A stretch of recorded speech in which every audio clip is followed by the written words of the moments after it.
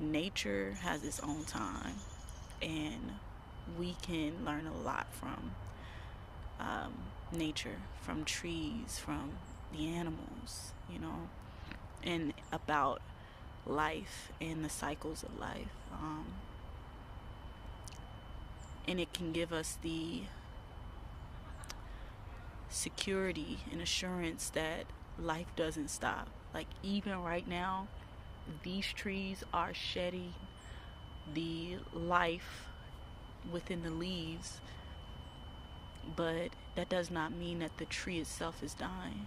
Like, man, this tree is still alive, it's still thriving, it's becoming, it's going within, it's preserving itself, but